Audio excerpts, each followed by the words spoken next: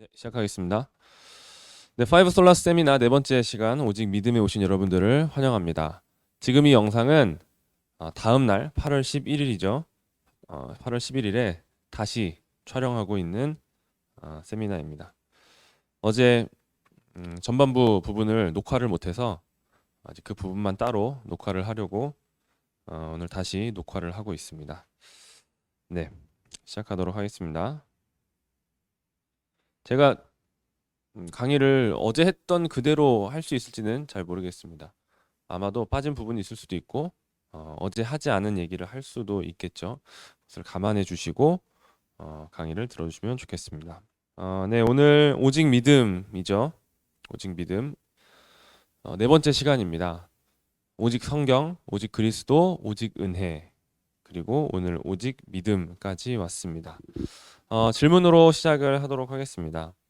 우리는 행위로 구원을 받았는가 아니면 믿음으로 구원을 받았는가? 네, 믿음으로 구원을 받았죠. 행위로 구원을 받았다라고 하실 분들은 없을 것입니다. 당연히 믿음으로 구원을 받는 것입니다. 행위로 구원을 받았다. 행위가 말하는 것은 무엇이냐면 구원에 대하여 내가 능동적이다라는 것입니다. 구원에 대하여 내가 무언가 할 수 있는 게 있다. 내가 무언가를 했다라고 말하는 것이죠. 내가 구원에 대하여 능동적이다라는 거예요. 하지만 믿음이 말하고 있는 것은 구원에 대하여 나는 완전히 수동적입니다 라고 고백을 하는 것입니다. 할 수 있는 것이 아무것도 없습니다. 나는 그냥 전적으로 수동적입니다 라는 거예요. 이 부분에 대해서는 오직 그리스도, 오직 은혜 이 두 세미나의 시간을 통해서 이미 살펴본 바이기도 하죠. 오직 그리스도는 무엇입니까? 오직 그리스도는 오직 그리스도께서만이 나를 구원하신다라는 거예요. 오직 그리스도께서만이. 그리스도께서 십자가의 그 구원의 사역으로 말미암아 나의 죄의 문제를 해결해 주시고 하나님께 받아들여질 만한 의의 문제를 해결해 주신다. 의를 내게 주신다라는 것이죠. 그리스도의 십자가 말고는 이 문제가 해결이 될 수가 없는 거예요. 오직 은혜는 무엇인가요? 오직 은혜는 오직 은혜만이 구원의 원인이 되신다라는 거예요. 하나님께서 사람에게서 원인을 찾으시면 사람에게서 구원의 이유를 찾으신다고 한다면 아무도 구원을 받을 수가 없는 것이죠. 구원을 주실 사람들을 택하시고 그리고 그들을 구원하실 계획을 세우시고 그 계획을 실제로 이루시는 것 그리고 그 구원을 적용하시는 것까지 처음부터 끝까지 전부 하나님의 은혜로 이루어지는 것이다 라고 말하는 것입니다. 오직 은혜가 아니면 안 되는 것이죠. 오직 은혜가 되면 안 되면 오직 은혜가 아니면 안 되는 것입니다. 오직 그리스도의 십자가가 아니면 안 되는 것이죠. 그런데 이 구원에 대하여 우리는 하나 더 살펴보아야 합니다. 하나 더.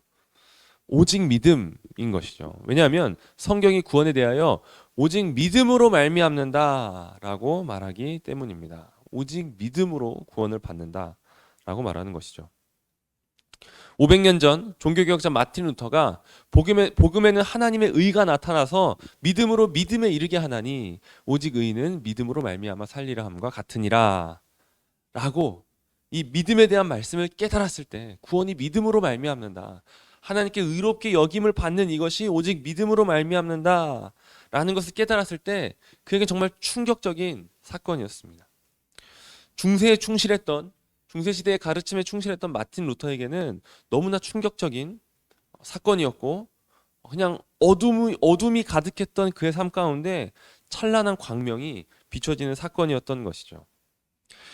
행위의 완전함으로 의를 이루는 사람이 의인이 아니라 믿음으로 사는 사람이 의인이다라는 거예요. 이것이 우리는 당연하게 여겨지지만 당연하게 생각이 되지만 중세시대를 살던 이 마틴 루터에게는 매우 충격적인 사건이었습니다. 의를 믿음으로 얻는다.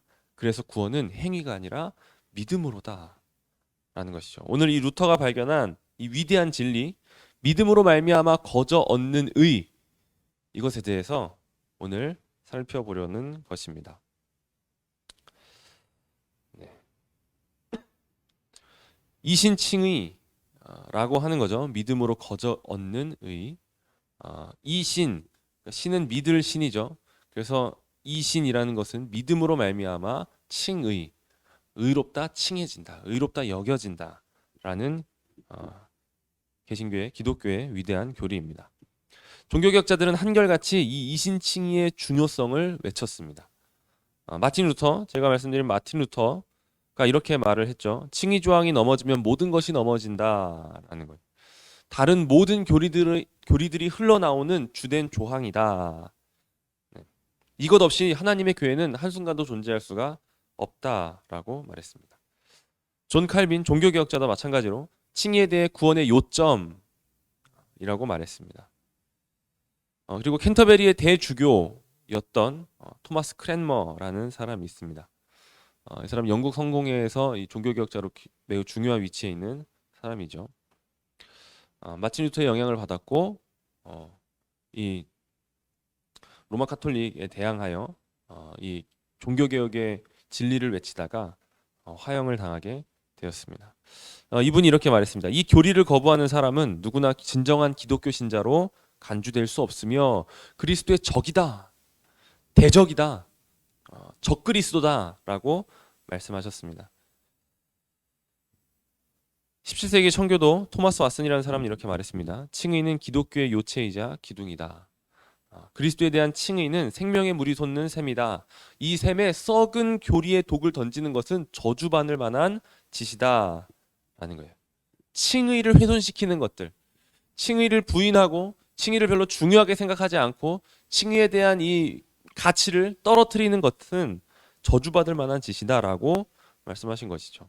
그러니까 이런 이 종교개혁자들의 이런 진술들, 칭의를 높이 평가하는 것들, 칭의에 대하여 정말 위대한 교리다라고 이 고백하는 이것들은 과장된 게 아니라는 거예요. 과장된 게 아니라는 거죠. 칭의는 인간이 던지는 질문들 중에 가장 중요한 것, 그것에 대한 답을 하나님께서 주신 거예요. 칭의는 인간이 당면한 가장 중요한 문제에 대한 대답을 주신 것이라는 거죠. 인간에게 가장 중요한 문제가 무엇인가요? 인간에게 있어서 가장 중요한 문제. 인간이 그냥 우리에게 수많은 문제들이 산적해 있는데 인생에 수많은 문제들이 이렇게 맞닥뜨리게 되는데 그 중에 그 가운데 이거 해결하지 않으면 안 되는 것 하나 무엇입니까? 죄의 문제인 거예요. 죄의 문제. 하나님의 진노 아래 우리가 처해 있다. 우리가 하나님의 심판을 받아야 한다라고 하는 이 문제, 이 문제를 해결해야 되는 거예요. 이 문제를 해결하지 않으면 이 세상에 그 어떤 다른 문제들을 다 해결한다라고 해도 이거 하나 해결하지 않으면 소용이 없는 것입니다. 망하게 되는 것이죠. 하나님과의 바른 관계를 회복하는 문제, 이것이 가장 중요한 문제인 것이죠. 이 문제를 해결하든지 아니면 영원한 멸망을 당하든지 입니다. 이전 시간에 배웠던 오직 그리스도와 오직 은혜에서 하나님과의 바른 관계를 회복할 수 있는 근거와 원인에 대해서 배운 거예요. 이유는 사람에게 있지 않다. 이유는 하나님께 있다. 하나님께서 그 사람을 의롭다 여겨주시는 그 근거가 어디에 있는가? 사람에게 있는 것이 아니라 사람이 이루는 어떤 의나 공로나 어떤 행하는 선행에 있는 것이 아니라 오직 그리스도의 행하심, 십자가의 사역에 있다라는 것이죠. 그것이 공로다라는 거예요. 오늘 오직 믿음에서 배울 것은 그러면 무엇인가? 이 칭의의 근거와 원인에 대하여 오직 그리스도와 오직 은혜에 대해서 배웠다라면 오늘 배울 것은 그 칭의가 적용되는 수단이 무엇인가라는 거예요. 영원전에 성부께서 계획하시고 2000년 전에 성자께서 이 땅에 오셔서 성육신하셔서 성취하신 그 구속이, 십자가의 일로 성취하신 그 구속이 현재 지금을 살아가고 있는 우리에게, 나에게 어떻게 적용이 될 것인가, 그 구속이 어떻게 나의 것이 될 것인가 라는 거죠. 예수 그리스도께서 2000년 전에 이 땅 가운데서 이 33년간 인생을 사시면서 성취하신 그 의가 어떻게 나의 것이 될 것인가, 하나님께서 그것을 어떻게 나에게 주신다는 것인가, 그 수단, 그 방법에 대한 내용입니다.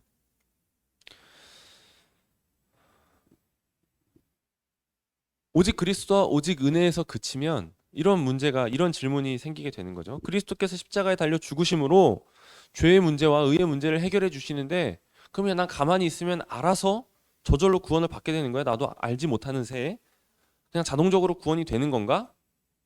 가만히 있으면 돼? 이런 질문이 있는 거죠. 사람이 부패하고 무능력하여 구원에 대하여 아무것도 할 수 없다. 그래, 그거 좋은데 하나님의 그 주권적으로 구원해 주신다고 하는데 그럼 나 그냥 가만히 있으면 되는 거야? 라는 질문이 생기게 되는 것이죠. 이 질문에 대한 답이 바로 오직 믿음이라는 거예요. 오직 믿음. 믿어야 돼. 거죠. 믿음이 있어야 돼. 라고 하는 것입니다. 이것에 대해서 살펴보려고 하는 것이죠. 이 글씨를 읽으면 이신칭의는 하나님과의 관계를 회복하는 방법을 가르쳐 준다라고 되어 있죠. 네, 먼저 칭의를 살펴보도록 하겠습니다. 칭의란 무엇인가? 의롭다, 여김을 받는 것은 무엇인가? 부정적인 정의를 먼저 말씀드리면 칭의는 죄인의 의로운 변화 자체를 가리키는 것은 아니다라고 되어 있죠. 칭의가 죄인의 의로운 변화 자체는 아니다. 칭의라는 단어 안에, 이 말 안에, 이 뜻 안에 그 의미가 담겨져 있는 것입니다. 의롭다, 칭해준다라는 거죠. 의롭다, 여겨준다라는 거예요. 그 사람이 의롭지 않은데 의롭다 여겨준다라는 거죠.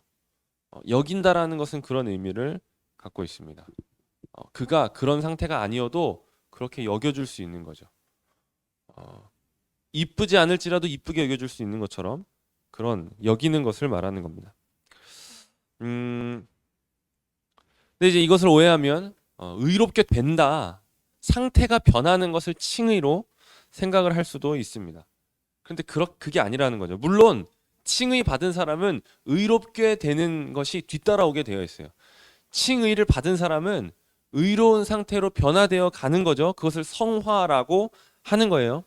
칭의 받은 사람은 성화가 뒤따라오기 때문에 그렇게 잘못 오해를 할 수도 있지만 칭의와 성화는 구별을 해야 되는 것입니다. 구별을 해야 되는 것이죠. 여러분, 구원의 세 가지 시제가 있습니다. 구원의 세 가지 시제. 구원의 세 가지 시제하면 이제 현재, 과거, 미래 이렇게인 것이죠. 구원의 과거 시제가 있고 현재 시제가 있고 미래 시제가 있다라는 것입니다. 구원의 과거 시제는 무엇인가요? 구원의 과거 시제는 칭의입니다. 칭의. 의롭다 여겨주시는 그 사건, 그것이 구원의 과거 시제인 것이죠. 칭의가 계속 일어나는 게 아니에요. 하나님께서 의롭게 여겨주셨다가 너 잘 못하네 취소했다가 다시 너 잘하는구나 너 다시 칭의했다가 이런 게 아니라는 거죠.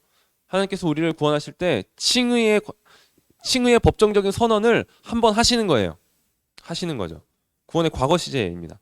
믿음을 통해 우리 주 예수 그리스도께서 이루신 하나님의 의가 우리에게 전가되고 우리의 죄는 그리스도께 전가되고 그로 인해 하나님께서는 우리에게 전가된 그리스도의 의를 보시고 우리는 여전히 의롭지 못하지만 그럼에도 불구하고 의롭다 여겨주시는 겁니다. 의롭다 선언해 주시는 것이죠.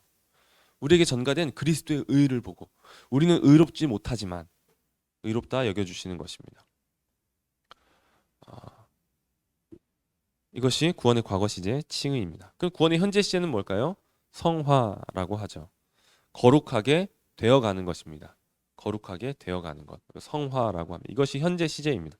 칭의를 받은 사람은 예수 그리스도의 의로 말미암아 의롭다 선언된 사람은 그리스도의 의가 우리에게 전가된 거예요. 그리고 하나님께서는 그 의를 보시고 의롭다 선언해 주시는 거죠. 그리고 우리에게 전가된 그리스도의 그 의가 우리를 실제로 의로운 자로 만들어가는 과정 가운데 있게 되는 것입니다. 그 과정으로 들어가게 되는 것이죠. 자, 칭의와 성화의 관계를 잘 기억을 하셔야 됩니다. 우리는 그리스도의 의로 말미암아 의로운 법정적인 지위를 얻게 되는 거예요. 상태가 변하는 게 아니라 지위를 얻게 되는 거죠. 의로운 지위를 얻게 된 그 사람은 또한 우리에게 전가된 그 그리스도의 의가 우리를 실제로 우리 안에서 의로움을 만들어 간다라는 거예요. 그러니까 칭의도 오직 그리스도의 의로 말미암고 성화도 오직 그리스도의 의로 말미암는 거예요. 다 그리스도의 의가 하시는 일이죠. 차이는 무엇인가요? 칭의는 법정적인 지위를 얻는 것이고 성화는 그 지위에 걸맞는 상태로 우리를 만들어 가시는 거예요. 이것이 칭의와 성화의 차이입니다. 구원의 미래 시제는 무엇인가요? 영화라고 합니다. 영화롭게 되는 것, 영광스럽게 되는 것이죠. 이건 이제 구원의 미래 시제예요. 우리 주 예수 그리스도의 다시 오시는 그날에 새 하늘과 새 땅에서의 우리의 상태가 되는 것이죠. 의로운 상태가 되는 거예요. 완전히 거룩한 상태가 되는 것이죠. 이제는 죄와는 전혀 상관없는 거룩하고 의로운 상태가 완전한 상태가 되는 것입니다. 그것을 영화라고 하는 것이죠. 영화. 이렇게 구원의 과거 시제와 현재 시제와 미래 시제로 구분하여 이 구원에 대하여 생각을 할 수가 있습니다. 그런데 여기서 영화에 대해서 구원의 미래 시제에 대해서 오해하기 쉬운 것은 무엇이냐면 칭의를 받고 성화의 과정을 통하여 영화를 만들어 간다라고 생각하는 거예요. 그렇게 생각하면 조금 오해를 하고 있는 것입니다. 성화를 통해 영화를 이루어가는 과정이 아니라는 것이죠.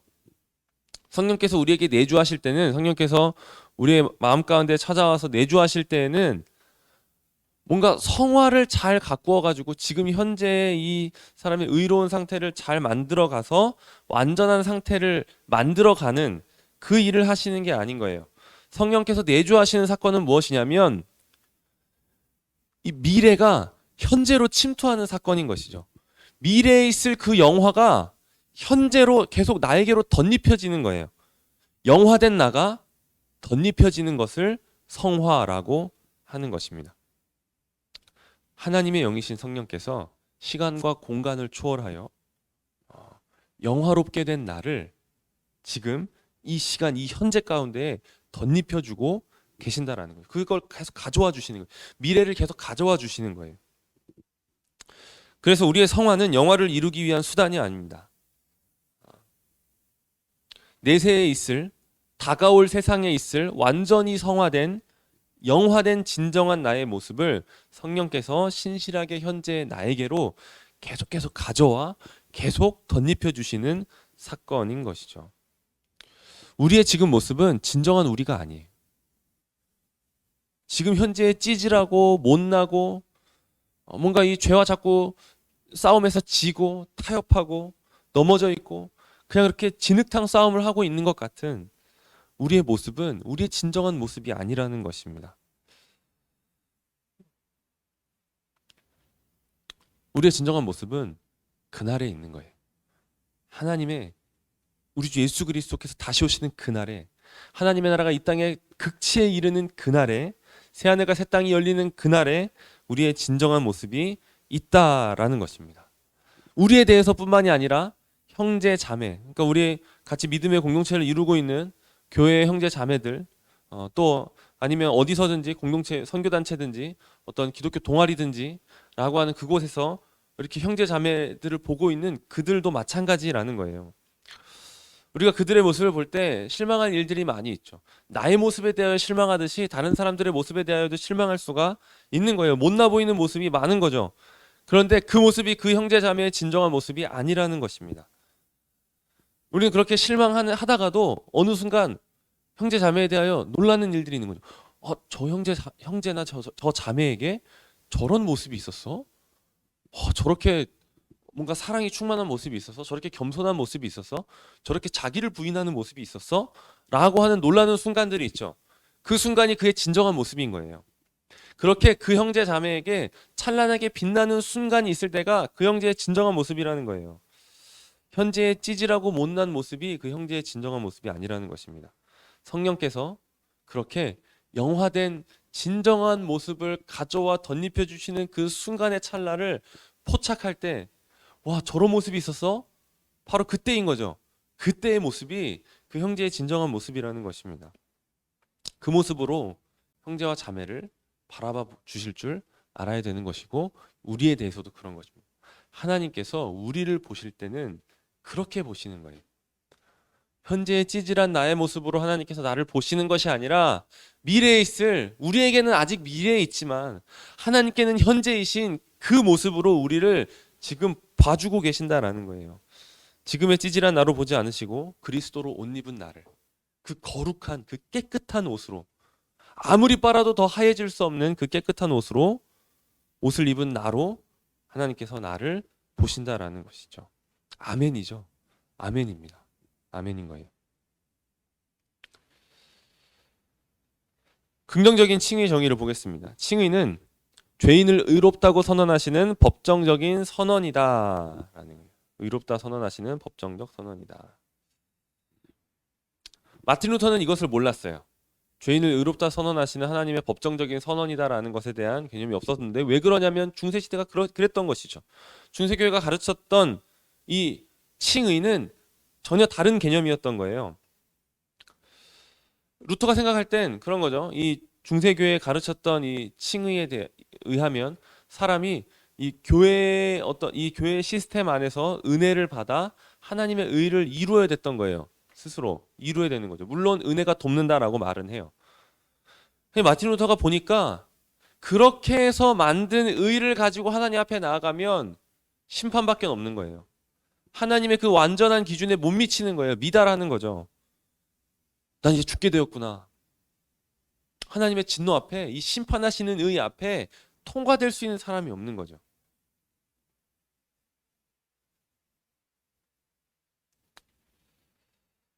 마틴 루터는 이 중세교회에 말하는 칭의에 신실하게 충실하게 의를 얻으려고 했습니다. 의롭게 되려고 하는 것이죠. 그래서 그것 때문에 수도사가 되고 그것 때문에 이 수도사로서 이 삶을 살 때 수많은 고행과 금식과 금욕적인 삶과 수많은 시간의 고해성사를 했다라고 합니다. 그가 스스로 말하기를 만약에 금욕과 고행으로 하나님의 나라를 얻을 수 있다라면 아마 내가 얻었을 것이다라고, 내가 하나님의 나라에 들어갈 자격을 얻었을 것이다라고 말했던 것이죠. 마틴 루터의 삶이 그렇게 의를 얻기 위한 분투였던 것입니다. 하지만 의를 얻을 수는 없었던 것이죠. 하지만 하나님의 나라를 얻었다라고 할 만한 자유는 그에게 없었던 것이죠. 마틴 루터가 다행히 좋은 스승이 있어서 그 스승이 계속적으로 성경을 연구할 수 있도록 그를 이렇게 도와주었습니다. 그래서 이 마틴 루터가 로마서를 연구를 하게 되었을 때 이 말씀을 붙잡는 거죠. 이 말씀을 발견하게 되는 것입니다. 로마서 1장 16절 17절에 그 말씀을 보는 거예요. 아까 읽어드렸던 그 말씀인 것이죠. 여기서 발견하게 되는 거예요. 아, 나에게 있었던, 내가 알고 있던 중세교회가 지금 이 교회가 우리에게 말해주었던 그 칭의가 잘못됐구나. 칭의에 대한 이해가 완전히 잘못된 것이구나라는 것을 발견하는 거예요. 칭의는 법정적인 선언이다 라는 거죠. 법정적인 선언이다. 하나님께 의를 만들어 가지고 그 의를 하나님께 제시해서 의롭네, 너 의롭다라고 하는 게 칭의가 아니다라는 것을 발견한 거예요. 그 사람의 의로움의 여부와 상관없이 전혀 의롭지 않음에도 믿음으로 말미암아 의롭다라고 선언해 주시는 하나님의 법정적인 선언이다라는 것을 발견했다라는 것이죠. 칭의는 그 사람의 실제 죄의 유무와는 상관이 없는 판결의 성격을 가지고 있는 거예요. 판결해 주는 거죠. 여러분 보세요. 법정에서 판사가 죄인을 향해 어떤 판결을 냅니다. 선언을 하는 거죠. 땅땅땅 치는 거예요. 그 어떤 유죄 판결을 받았다고 해서 그 사람이 실제로 유죄냐라는 것은 다른 문제라는 거예요. 그 사람이 무죄 판결을 받았다라고 해서 그 사람이 실제 무죄냐 하는 것은 다른 문제라는 거예요. 나에게 죄가 없어도 나를 기소한 그 사람이 어떤 증거들을 조작하여 제출을 하고 그것이 받아들여지면 너 죄가 있네, 너는 유죄야 하면서 유죄 판결을 내릴 수가 있다는 거예요. 제가 실제로 그 죄를 짓지 않았음에도 불구하고 판결이 그렇게 될 수 있다라는 것이죠. 그런 것처럼 칭의는 인간이 실제로 의로우냐라는 그 여부와 상관없이 너는 법적으로 올바르다, 너는 법적으로 의롭다라고 선언되는 선언이라는 것입니다. 자, 세상 법정에서는 제가 아까 죄가 없음에도 불구하고 유죄 판결을 받을 수 있다라고 했지만 제가 이제 항소를 한 거죠. 저는 죄가 없습니다라고 하면서 저의 깨끗함과 의로움을, 죄가 없음을 막 이렇게 잘 정리해가지고 제출을 한 거예요. 증거로 제시한 거죠. 그리고 그게 신빙성이 있다, 이 뭔가 기소된 그 증거들이 잘못됐다, 가짜였다라는 것이 드러나서 제가 제시한 그 의로움으로 말미암아, 그 깨끗하다, 죄를 짓지 않았다라는 증거로 말미암아 무죄 판결을 받을 수도 있을 거예요. 그렇게 될 수 있겠죠. 그런데 세상 법정에서는 자기 자신의 의로움으로 그럴 수 있지만 구원에 대해서는 인간은 자신의 의로움도 결백함도 가지고 있지 않은 거예요. 그래서 스스로의 의로움으로는 결코 하나님께 의롭다 여겨질 수가 없는 거죠. 하나님께 의롭다라는 선언을 얻어낼 수가 없는 거예요. 자신의 의로움과 결백함으로는. 왜냐하면 그것이 없기 때문에. 우리의 죄를 위한 그리스도의 속죄와 우리에게 전가된 그리스도의 의에 전적으로 근거하여서만 의롭다고 선언될 수가 있는 것이죠. 다른 것은 없는 겁니다. 여기까지 이렇게 칭의에 대해서 이야기했는데 우리의 죄를 위한 그리스도의 속죄 그리고 우리에게 전가된 그리스도의 의의 근거에 의롭다라고 선언된다라는 거예요. 그럼 믿음은 어디 있죠? 믿음은 어디 간 거죠? 의롭게 판결되는 근거에 믿음은 없어요. 믿음이 없다라는 거죠. 그럼 도대체 믿음은 무엇인가? 믿음으로 말미암아 의롭다 여겨주신다 그랬는데 아니 칭의의 근거가 믿음이 아니에요? 그럼 믿음은 뭐죠? 믿음은 어디에 있는 거죠? 믿음은 칭의의 수단이 되는 겁니다. 칭의의 수단이라는 거예요. 수단이라는 말과 근거라는 말, 이 말을 잘 구분을 해야 됩니다. 자, 믿음은 칭의의 근거가 될 수가 없어요. 믿음은 그저 수단인 거예요. 그리스도께서 이루신 거예요. 하나님의 의를 이루신 거죠. 의를 얻어내신 거예요. 그리스도께서 얻어내신 거예요. 그 이루신 그리스도의 의를 받는 수단으로 하나님께서 믿음을 정하셨다라는 거예요. 자, 믿음이 하나님의 의를 얻는데 어떤 도움을 줬나요? 그리스도께서 완전한 삶을 사셔가지고 얻어내신 그 의를 얻는데 나의 믿음이 어떤 도움을 준 것이 있는가? 하나도 없다라는 거예요. 아무것도 없는 거예요. 아무것도 없는 거죠. 그냥 하나님께서 일을 하신 거예요. 하나님께서 그 구원을 성취하신 거예요.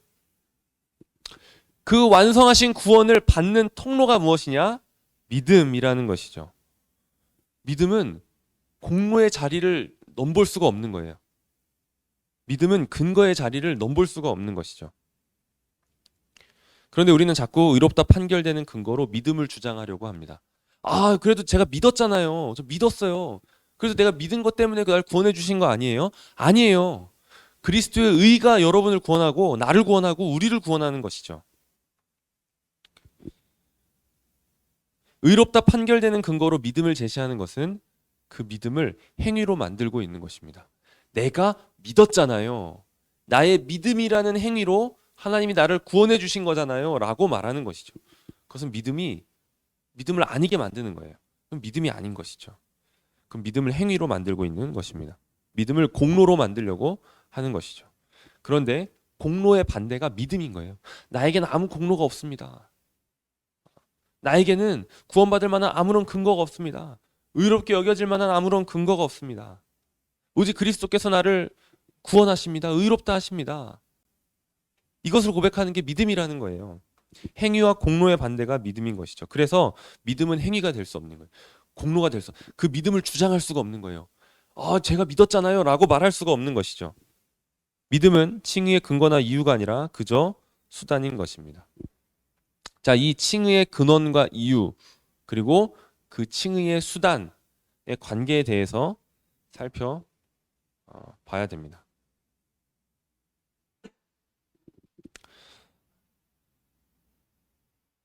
자, 오직 은혜, 오직 그리스도, 오직 믿음 이 세 가지 그러니까 지난 시간 그리고 오늘에 이어서까지 살펴보고 있는 이 세 가지의 오직 이 세 가지는 다 연결이 되어 있는 거예요.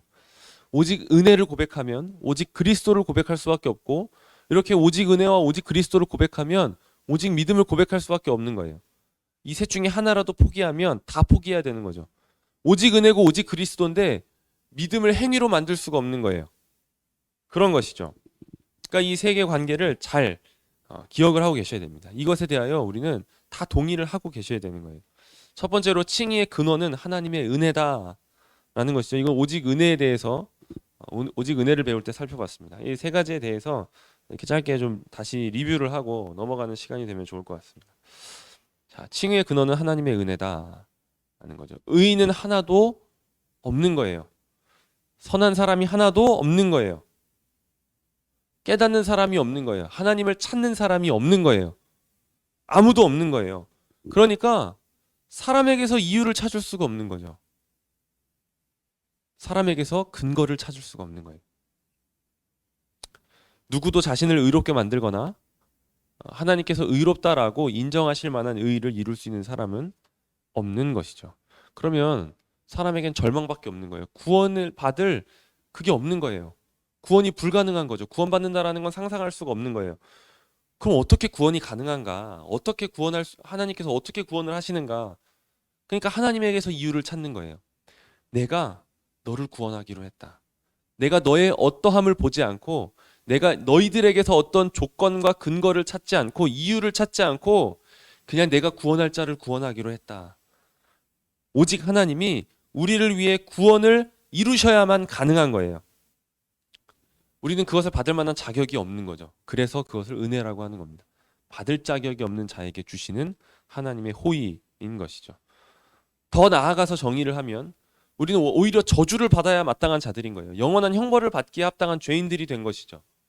저주를 받을 자들을 저주를 내리시지 않고 저주받을 자에게 베푸시는 하나님의 호의가 바로 은혜인 거예요.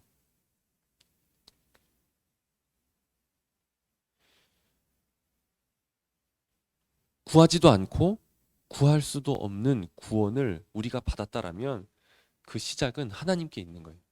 하나님께서 나를 구원하신 거예요. 그것 말고는 하나님의 은혜 말고는 답이 없는 것이죠.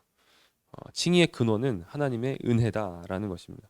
두 번째로 칭의의 근거는 그리스도의 사역이다. 그리스도의 십자가 사역이다. 오직 그리스도에서 살펴본 내용입니다.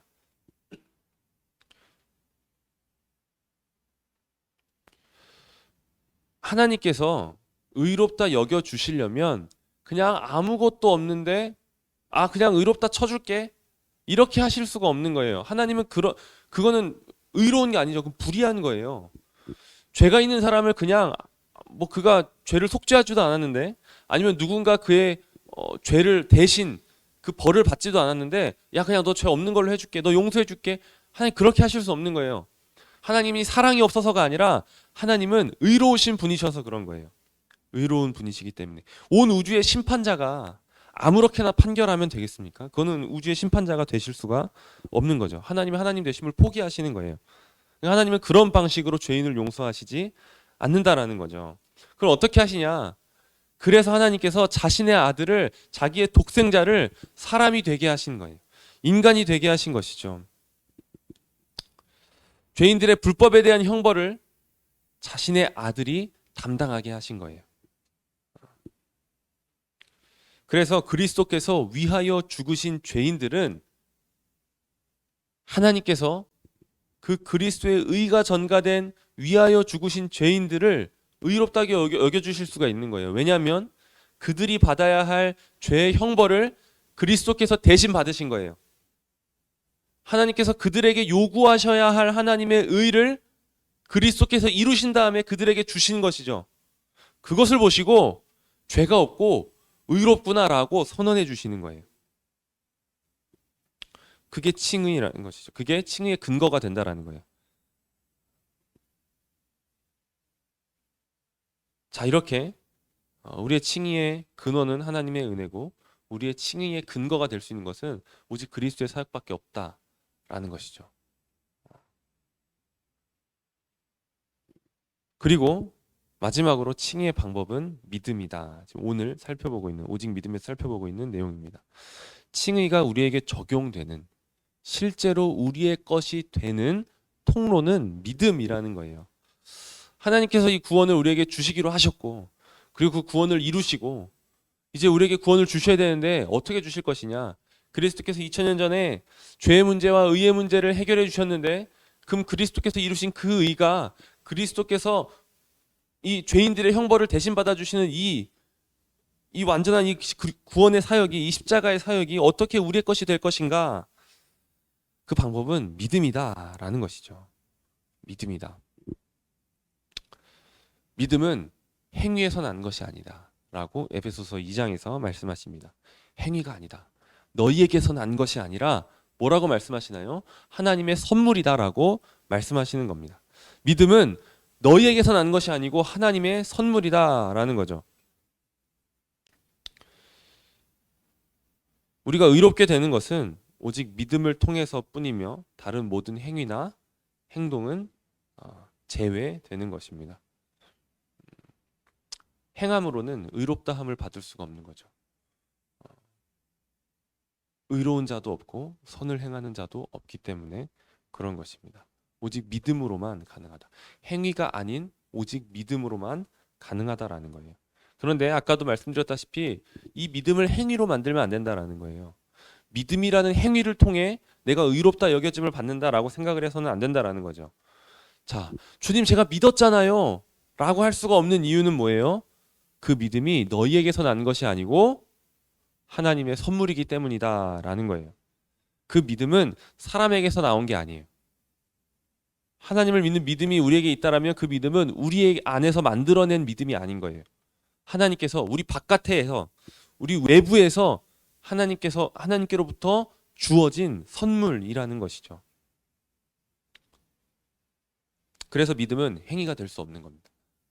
우리의 공로가 될 수가 없는 것이죠. 그 믿음을 하나님께서 주신 거예요. 주님 제가 믿었잖아요 라고 하는 그 믿음을 하나님께서 주셨다라는 거예요. 우리는 믿음을 자랑할 수가 없어요. 믿음을 주장할 수가 없는 거예요. 그래서 오직 하나님의 은혜를 고백하고 오직 그리스도의 십자가를 고백하게 되는 것입니다. 오직 그리스도와 오직 은혜 그리고 오직 믿음이 이렇게 유기적으로 연결되어 있음을 우리는 오늘 보고 있는 것입니다. 하나를 버리면 다 버려야 되는 거예요.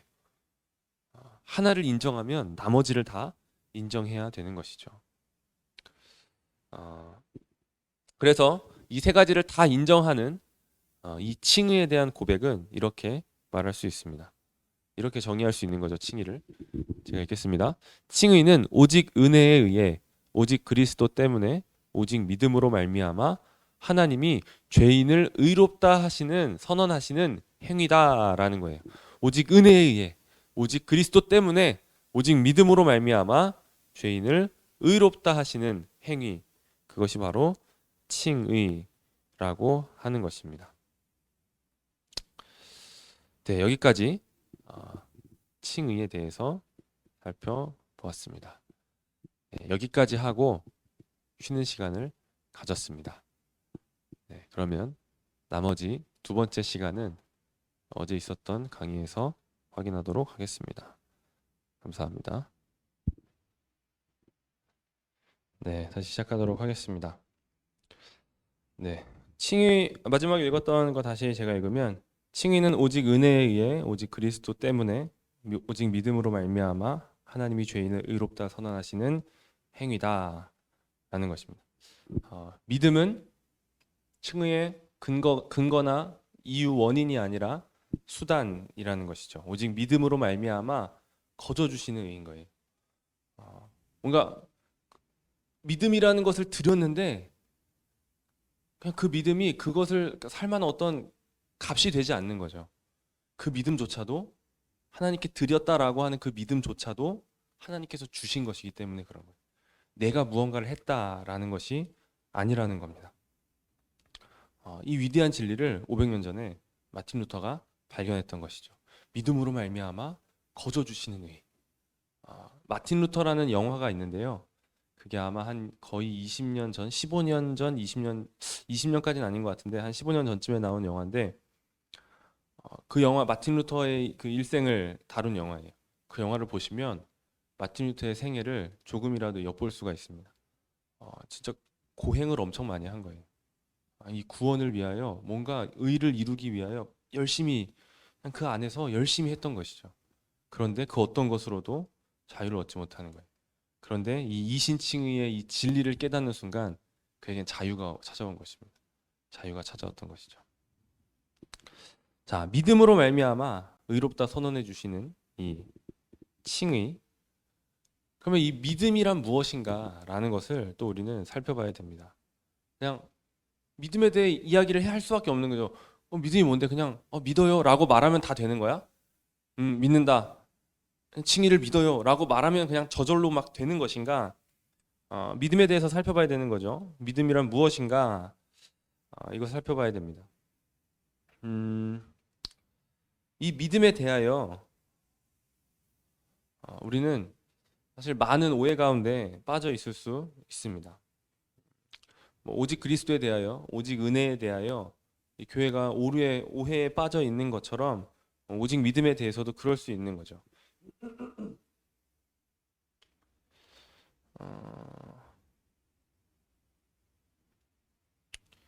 네, 오직 그리스도에 대하여 뭔가 이 사람에게 당면한 가장 중요한 문제가 죄의 문제가 아닌 것처럼 사람이 죄인이 아니라 뭔가 그냥 조금 아픈 사람인 것 정도로 그냥 조금 문제가 있는 것 정도로 인간을 그렇게 생각할 수가 있는 거죠. 그렇게 생각할 수가 있는 거예요. 가장 중요한 문제는 죄의 문제를 해결해야 하는 것인데 이것에 대해 말하지 않고 자꾸 다른 문제를 다루는 것이죠. 그럴 수 있다라는 것입니다. 오직 그리스도에 대하여 이것을 말은 하지만 실제로 그것을 다루지는 않고 있을 수 있다라는 것이죠. 그리고 인간적인 공로로 하나님께 나아가려고 하는 시도들도 많이 있게 됩니다. 뭔가 그런 말들이 있죠. 제가 자주 들었던 어떤 목사님을 통해 자주 들었던 말인데 입 벌리는 자에게 하나님 먹여주신다라는 거예요. 입을 벌리는 자에게 먹여주신다라는 거죠. 입 벌리지 않으면 하나님이 못 먹여주시는 거예요. 그러니까 사람이 뭔가를 해야 하나님도 뭘 하신다. 그러니까 하나님이 스스로 돕는 자를 돕는다. 뭐 이런 거 얘기 들어봤죠. 스스로 돕는 자를 돕는다라는 거죠. 마치 그런 게 은혜인 것처럼 그런 거죠. 그걸 아무리 은혜라고 말해도 거기엔 내가 있는 거예요. 주님 제가 입 벌렸잖아요. 이렇게 내가 스스로를 도왔잖아요. 그래서 도와주신 거잖아요. 가 될 수 있다라는 거예요. 이런 건 아무리 은혜라고 말해도 가짜 은혜라는 것이죠. 오직 믿음에 대해서는 어떻습니까? 오직 믿음에 대해서는 성경에서 말하고 있는 것보다 이 믿음을 축소시키는 거예요. 생각보다 작은 것으로 만드는 거죠. 이 믿음이 성경에서 말하는 이 믿음에 대하여 다 말하는 게 아니라 그냥 일부만 말하고 그 정도 수준에 있어서 작게만 말하는 거예요. 어느 정도까지만 말하는 거죠. 사람들이 부담을 느끼지 않을 정도로 이 믿음을 깎는 거예요. 성경에서 믿음을 그렇게 중요한 것으로 말하고 있는데 믿음이 너를 구원하였다라고 믿으면 너와 내 집이 구원을 받으리라 라고 믿음을 그렇게 중요한 것으로 말하고 있는데 믿음은 하나님의 선물이다라고 말하고 있는데 우리는 정작 그 믿음에 대해 그렇게 중요하게 생각하지 않는 것이죠. 덮어놓고 믿고 따지지 않고 믿고 하는 그런 것들. 아무것도 모른 채로 그냥 믿고 아무런 마음도 없이 그냥 믿고 아무것도 행하지 않고 그냥 믿으면 되고 라고 하는 이런 죽은 믿음이 믿음인 줄로 아는 것이죠. 믿음에 대한 몇 가지 말씀 몇 구절들을 읽어드리겠습니다. 로마서 3장 22절 곧 예수 그리스도를 믿음으로 말미암아 모든 믿는 자에게 미치는 하나님의 의니 라는 거죠. 로마서 3장 25절 이 예수를 하나님이 그의 피로써 믿음으로 말미암는 화목 제물로 세우셨으니 26절 예수 믿는 자를 의롭다 하려 하심이라 28절 사람이 의롭다 하심을 얻는 것은 율법의 행위에 있지 않고 믿음으로 되는 줄이라고 할례자도 믿음으로 말미암아 또한 무할례자도 믿음으로 말미암아 의롭다 하실 하나님은 한 분이시니라 라고 사도 바울은 믿음을 이렇게 외치고 있는 거예요. 믿음이 중요하다라는 거예요. 그래서 우리는 믿음이 뭔지 알아야 됩니다. 믿음이 뭔가요?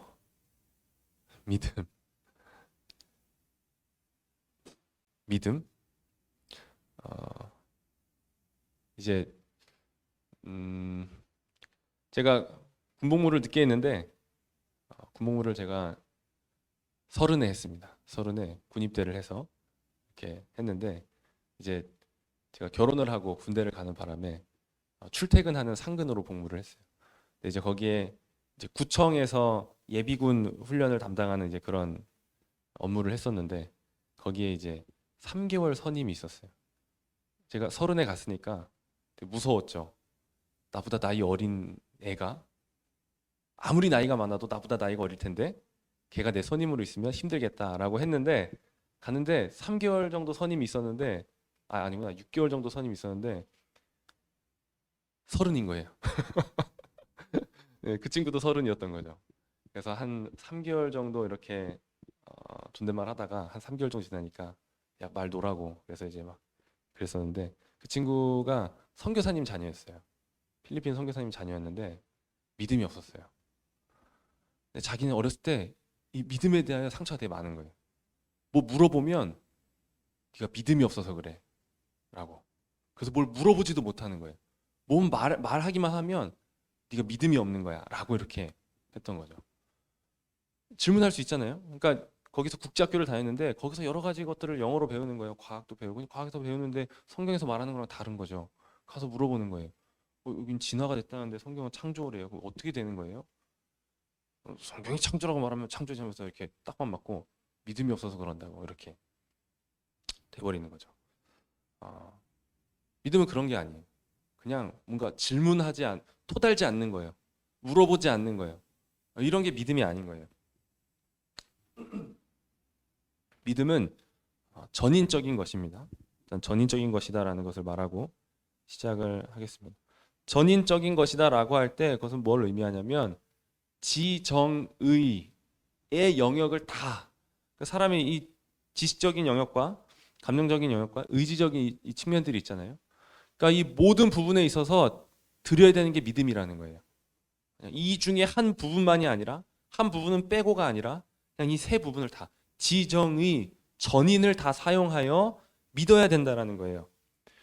그래서 첫 번째는 지식적인 측면입니다. 그냥 이게 쭉 다 띄워놓고 할게요. 첫 번째는 지식적인 측면이죠. 지식 또는 내용에 대한 측면입니다. 여러분 믿음은요 내용이 있어야 되는 거예요. 내용이 아무것도 모르는데 야 믿어 그냥 라고 하는 건 믿을 수가 없는 거예요. 뭘 줘야지 믿지, 뭘 알려줘야지 믿지. 물어봤는데 그냥 믿으래요. 그럼 믿을 수가 없는 거예요. 내용이 있어야 된다라는 거죠. 그냥 갑자기 지나가는 사람 만나가지고 당신 저를 믿습니까? 누군데요? 이거부터 해야 되는 거예요. 당신이 누군데요? 갑자기 믿으래요. 누군데요? 이게 나와야 되는 거죠. 믿음은 아는 데서 시작하는 겁니다. 하나님께서 믿음을 주시는 그 사람은 아는 게 시작되는 거예요. 아는 게 시작되는 거죠. 진리에 대한 지식에서 이 믿음이 출발한다라는 것입니다.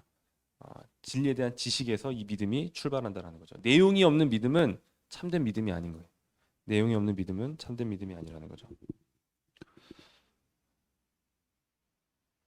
스프롤이라는 목사님이 계세요. 아마 그분 검색하면 그분 책 많이 이렇게 나올 거예요. 지금도 열심히 책 이렇게 나오고 있는데 그분이 이렇게 말했습니다. 머릿속에 하나님이 없다면 마음에 하나님이 있을 수 없다라고. 머릿속에 하나님이 없으면 마음에 하나님이 있을 수 없다라는 거죠. 되게 생각해 보세요. 이상한 거예요. 하나님이 누군지 몰라요. 그런데 하나님에 대한 마음이 막 뜨거워. 나는 하나님을 위해서 막 이것도 하고 저것도 하고 막 다 할 거야 막 이러고 있어요. 하나님이 누군데? 몰라요. 이거 이상한 거예요. 이상한 거죠. 중세교회는 무조건적인 믿음에 의해 구원받는다라고 말했어요. 무조건적으로 그냥 교회가 맞다고 하면 그냥 그거 믿으면 돼. 그게 맞는 거야. 교회가 맞다고 하면 돼. 그거 믿으면 되는 거야. 저 구원이 있을까요? 제가 죄사함 받았을까요? 고해성사 신부가 너 죄사함 받았다 그러면 그냥 그거 믿으면 되는 거야. 제가 은혜를 받았을까요? 너 세례 받았어? 받았어요. 그럼 은혜 받은 거야. 너한테 은혜가 있어. 교회를 믿으라고 하는 거예요. 교회를. 교회에 대한 무조건적인 신봉, 맹목적인 믿음, 그저 교회를 절대적으로 신뢰하는 것. 교회가 가르치는 게 뭔지 몰라도 되는 거예요. 앞에서 미사 때 신부가 나와서 라틴어로 뭐라고 말하면 앉아 있는 사람이 하나도 한 문장도 알아듣지 못해도 그냥 되는 거예요. 그랬다라는 거죠. 지금 우리가 무슨 일이 일어나고 있는 거죠? 네, 감사합니다. 어, 네, 오늘날 교회가 만약에 중세교회처럼 뭔가 내용을 주지 않고서 그냥 믿어라라고 하면 다시 되돌아가고 있는 거예요. 되돌아가고 있는 거죠. 마틴 루터가 이걸 보면 그냥 답답한 거죠. 환장하겠는 거죠. 그럴 만한 일들이 일어나게 되는 것입니다.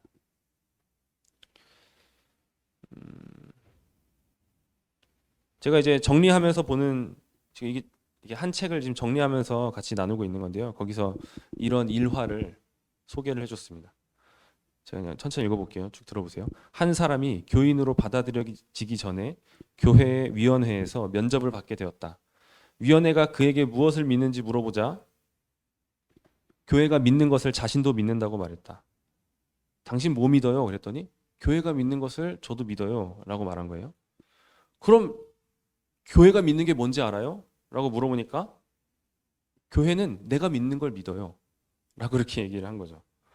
이제 면접관들이 막 화가 난 거죠. 지금 말장난 하는 건가? 다시 한번 물어본다고. 당신과 교회가 믿는 것이 무엇인가? 라고 물었더니 이 사람이 뭐라고 했을까요? 나와 교회는 같은 것을 믿습니다. 이렇게 믿는다고 계속 말하는데 내용은 없는 거예요. 당신 뭘 믿어요? 교회가 믿는 걸 믿어요. 교회는 뭘 믿어요? 내가 믿는 걸 믿어요. 교회랑 당신은 뭘 믿어요? 우린 같은 것을 믿어요. 이러고 있는 거죠. 내용이 없는 믿음은 믿음이 아니라는 것입니다. 고린도후서 4장 6절 말씀에 이렇게 말씀합니다. 예수 그리스도의 얼굴에 있는 하나님의 영광을 아는 빛을 우리의 마음에 비춰주셨다라고 말씀하세요. 하나님께서 하나님의 영광을 아는 빛을 우리에게 비춰주시는 거예요. 그 영광을 아는 빛을 비춰주시는 거죠. 그럼 아는 것이 먼저예요. 아는 것이. 논리적으로 그래요. 알지 못하는 것에 대해 마음을 쏟을 수가 없어요. 알지 못하면서 무언가를 할 수가 없어요. 논리적으로 그렇다라는 거죠. 알지 못하는 것에 대해 어떻게 우리가 마음을 일으키고 어떻게 우리의 삶을 드릴 수가 있겠습니까? 아까 말했다시피 아는 것이 없는데 뭔가 마음이 뜨거우면 그 이상한 거예요. 아는 것이 없는데 막 열심히 막 삶을 드리고 있으면 지금 뭔가 이상한 거예요. 점검을 해야 되는 거예요. 내용이 없는데 그러고 있다라면 문제가 있다라는 거죠. 로마서 10장 17절에 이렇게 말합니다. 그러므로 믿음은 들음에서 나며 들음은 그리스도의 말씀으로 말미암았느니라. 하나님의 말씀을 듣고 알아야 되는 거예요. 믿음이 거기서 난다라는 거죠. 믿음은 하나님의 말씀을 알고 믿는 것입니다. 믿음은 신념이 아니에요. 그냥 어떤 신념 같은 게 아니에요. 하나님의 말씀을 믿는 거예요. 하나님의 말씀. 하나님의 말씀을 믿는 것을 믿음이라고 하는 것입니다. 두 번째는 감정적인 측면, 동의 또는 확신이라고 되어 있죠. 믿음의 지적인 측면이 중요하고 필수적이긴 하지만 그것이 시작이기는 하지만 그 지식이 만약에 그의 마음을 뜨겁게 하지 않는다라면 그것은 의미가 없다라는 거예요. 하나님의 말씀을 깨닫고 안 사람은 그가 실제로 하나님께서 그의 마음에 하나님의 영광을 아는 빛을 비춰주셔서 그가 깨닫게 되고 알게 되고 그렇게 지적으로 믿게 되었다라면 그 사람은 반드시 다음 단계로 나가는 거예요. 거기에 마음을 쏟게 되는 거예요. 거기에 마음이 뜨겁게 일어나게 되는 거죠.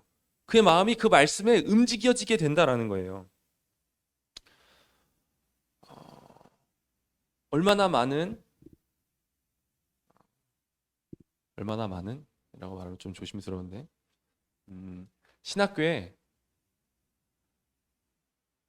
일부의 교수님들은 그냥 지식만 있는 거예요. 뭔가 거기에 그래서 당신의 마음은 어때요? 당신의 삶은 어때요? 라고 물어보면 없는 거죠. 그냥 차가운 지적인 동의만 있는 거예요. 많이 알고만 있는 거죠. 그리스도의 교리에 대하여 빠삭하게 알고는 있는 거예요. 그런데 그 빠삭하게 알고 있는 진리에 대한 말들이 그의 마음을 움직이지 못하는 거죠. 그것은 진짜 믿음이 아니다라는 거예요. 진짜 믿음이 아니라는 것이죠. 여기서 말하는 동의는 이 감정적인 측면의 동의라고 되어 있잖아요. 여기서 말하는 동의는 차가운 지적인 동의를 말하는 게 아니라 가슴이 뜨거워지는 동의를 말하는 거예요. 마음이 뜨거워지는 동의를 말하는 거죠. 마음이 그냥 이 하나님의 말씀이 우리의 마음을 쳐서 우리로 가만히 있을 수 없게 만드는 그런 동의를 말하는 거예요. 가만히 있을 수가 없는 거죠. 이 하나님의 말씀을 알게 돼서 그냥 그 말씀 앞에 내가 죄인이라는 걸 깨닫게 되면, 알게 되면, 아, 나 죄인이네. 성경에서 나 죄인이래. 모든 사람 다 죄인이래. 나도 죄인이래. 그렇구나. 모르는 거예요, 그거는. 그거는 아는 게 아니라는 거죠. 마음이 움직여야 된다는 거예요. 정말 그 사람이 죄인이라는 걸 깨닫게 되었으면 그 사람은 하나님 앞에 엎드려 울게 되는 거예요. 주님, 저는 죄인입니다. 주님, 저 죽게 됐습니다. 주님, 저 살려주세요. 라고 그렇게 기도를 하게 된다는 거죠. 하나님을 찾게 되는 거예요. 그렇게 되지 않는 깨달음은 가짜다라고 말하는 것이죠.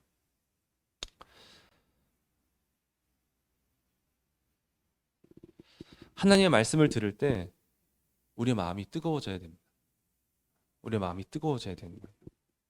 그 말씀을 들을 때 그냥 우리의 마음이 이렇게 뜨거워져서 그냥 그 앞에서 주일날마다 목사님이 선포를 하시잖아요. 그 말씀 앞에 우리의 마음이 이렇게 맞아가지고 울리는 거죠. 공명이 돼서 마음을 다해 아멘을 하게 되고 그 말씀에 기꺼이 나의 삶을 드립니다라고 하는 고백이 있어야 된다라는 거예요. 그런 헌신이 나와야 된다라는 거죠. 거기까지 가지 않으면 그것은 참된 믿음이 아니라는 거예요. 그래서 의지적인 측면으로 넘어가게 되는 것입니다.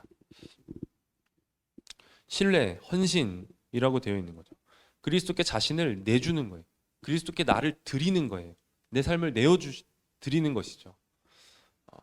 주님만이 나를 구원하실 수 있습니다. 주님만이 내 삶의 이유이고 소망입니다. 주님이 나의 전부입니다. 라고 하면서 내 삶을 드리는 거예요. 여러분이 마음이 가면 그 삶을 주게 되는 거예요. 마음이 다 쏟아져 있으면 그에게 그 삶을 다 드리게 된다라는 거죠.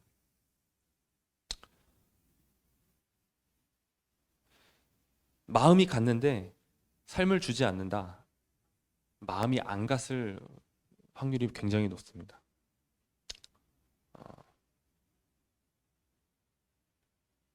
네, 그렇습니다. 연인 관계에서 마음이 있는데 그 삶을 주는 결혼이라는 결정을 하지 않는다.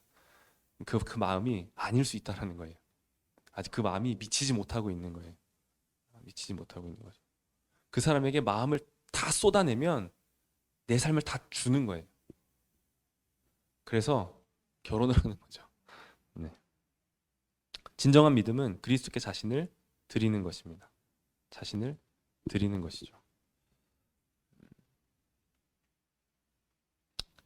자신을 드리는 것이 없는 믿음을 귀신적인 믿음이다라고 할 수 있습니다. 여러분 성경을 이렇게 읽다 보면 복음서를 읽다 보면 귀신들이 예수님에 대해 고백하는 그 장면들이 있다라는 것을 지금 기억이 나시나요? 귀신들이 예수님을 고백해요. 하나님의 아들이래요. 막 찬송하는 거죠. 막 그걸 인정하고 고백하는 거예요. 가다나 지방에 가셨을 때 귀신 들린 자가 무덤에서 나와가지고 예수님을 만난 거예요.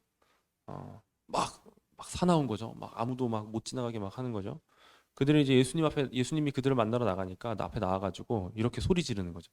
하나님의 아들이여, 우리가 당신과 무슨 상관이 있나이까? 때가 이르기 전에 우리를 괴롭게 하려고 여기 오셨나이까? 예수님의 주권도 인정해요. 자기들이 예수님을 이길 수 없다라는 것도 알아요. 하나님의 아들이요. 이렇게 얘기하는 거죠. 마가복음에 이렇게 말합니다. 더러운 귀신들도 어느 때든지 예수를 보면 그 앞에 엎드려 부르짖어 이르되 당신은 하나님의 아들이니이다. 이렇게 얘기하는 거죠. 사도 베드로께서 마태복음 16장 10절에 이렇게 고백하시죠. 주는 그리스도시요 살아계신 하나님의 아들이십니다. 그것과 비슷한 고백을 지금 귀신들도 하고 있는 거예요. 당신은 하나님의 아들이십니다. 라고 말하고 있는 거죠. 사도행전에 이제 사도 바울 사칭하는 사람들이 있었던 거죠. 막 그 사람들이 막 예수의 이름으로 바울의 이름으로 막 귀신 쫓으려고 하니까 악귀가 그들을 막 억누르고 말하는 거예요. 내가 예수도 알고 바울도 아는데 넌 누구냐라고 말하는 거죠. 예수를 알아요. 예수님이 누군지 알아요. 그냥 이 자신을 드리는 것이 없는 믿음인 거예요. 귀신들이 지식이 있고 거기에 당신 하나님의 아들이십니다라고 거기에 마음으로 동의를 하고 있는 거예요. 그런데 그 끝인 거죠. 예수 그리스도께로 돌아서는 건 없는 거예요. 나아오는 건 없는 거죠. 귀신적인 믿음이라는 것입니다.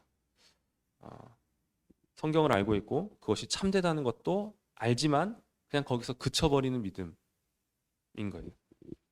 삶을 드리는 믿음이어야 한다라는 것입니다. 이 세 번째 측면으로 나아가지 않으면 우리는 귀신과 같은 수준이 되었을 뿐이라는 것이죠. 믿음의 세 번째 측면, 그러니까 지금 이 의지적인 측면, 신뢰하고 헌신하는 이 측면, 이건 뭐냐면 이전에는 그리스도에 대한 미움이 있었는데 바뀌는 거예요. 그리스도를 사랑하게 되는 거예요. 이전에는 그리스도에 대하여 무관심했는데, 진리에 대하여 무관심했는데 이제 관심을 갖게 되는 거죠. 이게 아니면 별로 관심이 없어지는 거예요. 그래서 사도 바울이 고백하는 거죠. 이전의 것들은 내가 다 배설물로 여긴다 라고 말하는 거예요. 배설물로 여기는 거죠. 우리가 알고 있는 모든 것들을 다 잊어버리고 버리고 그냥 쓰지 말라는 얘기가 아니에요. 예수 그리스도를 알고 거기에 내 삶을 드리는 것, 그것과 비교하면 이 모든 것은 다 아무것도 아닌 거예요. 이거 다 버려서 이거 하나 얻을 수 있으면 그거 다 버리겠다라는 거예요. 버리겠다라는 거예요. 그거 버리고 나는 그냥 예수만 알겠다라는 거죠. 예수 믿는 것이 가장 중요하다라고 말하는 것입니다. 대학 좋은 데 가고 직장 좋은 데 얻고 돈을 많이 벌어서 부자가 돼도 믿음이 없으면 아무것도 아닌 거예요. 아무것도 아닌 것이죠. 여러분, 그리스도가 없으면 세상에서 가장 불쌍한 사람으로 살아야 됩니다. 예수 그리스도를 잃으면 가장 비참한 사람으로 사셔야 되는 거예요. 그런 종류의 삶을 사셔야 돼요. 내 삶에 그리스도가 없다면 가장 불쌍한 것 같은 종류의 삶을 사셔야 되는 거예요. 그리스도가 없는데 잘 살아. 그러면 안 되는 거예요.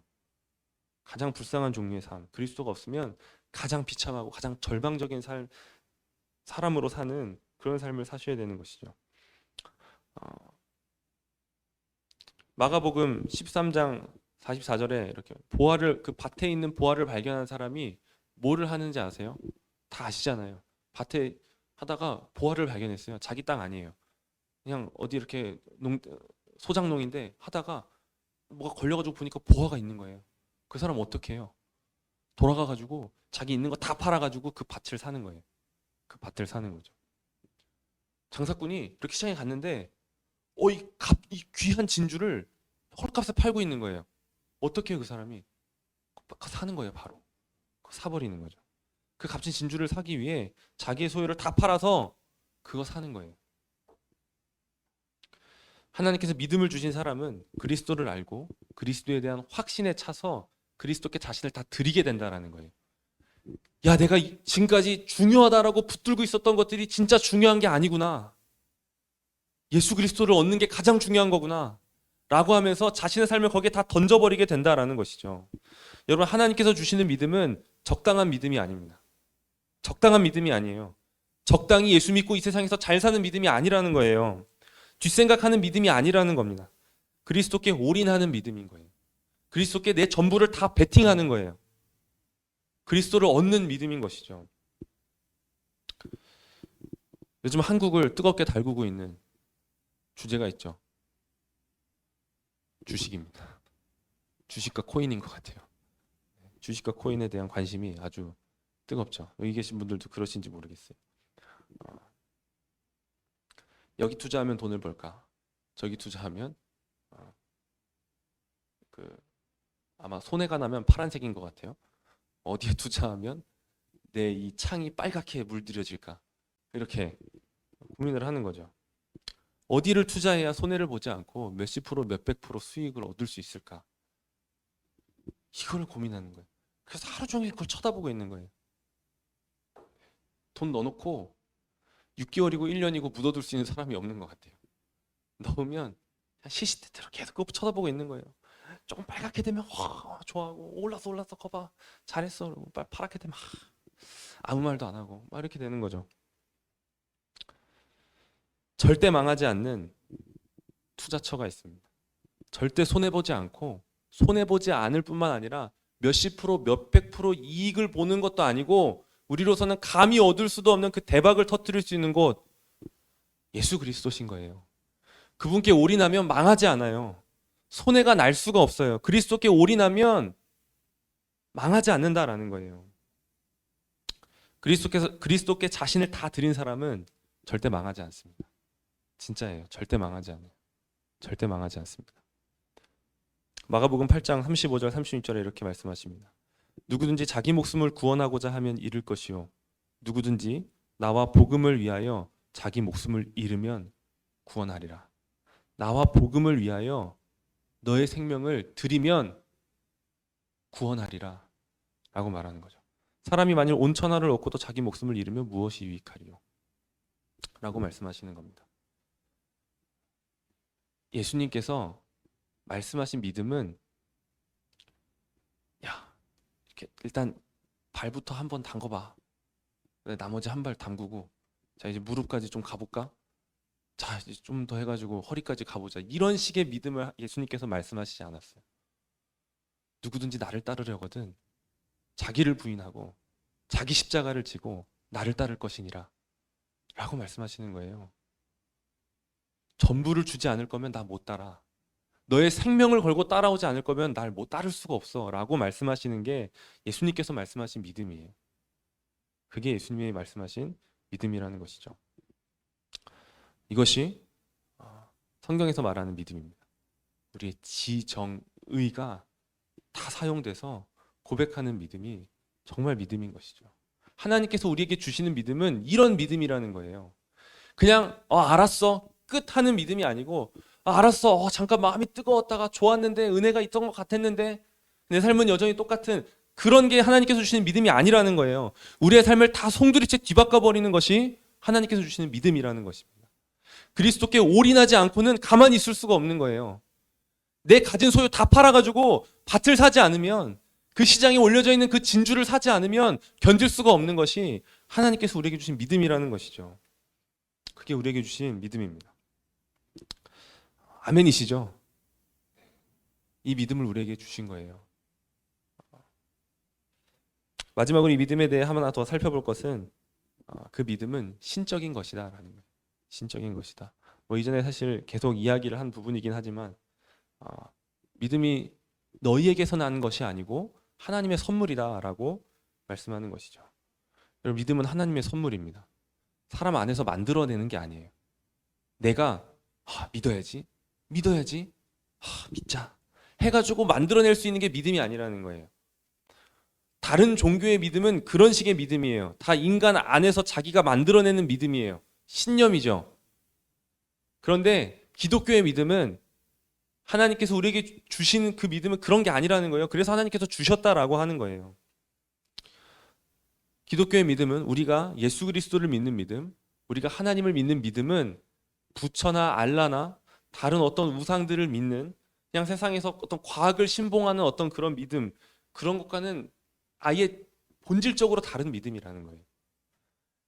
세상 사람들의 믿음과 우리의 믿음이 그냥 믿음의 대상만 다른 게 아니라는 거예요. 그래, 너의 믿음의 대상은 부처고 너의 믿음의 대상은 과학이구나. 내 믿음의 대상은 하나님이야, 예수님이야. 그냥 이런 믿음의 대상이 다른 게 아니라는 거예요. 믿음 자체가 다르다라는 거예요.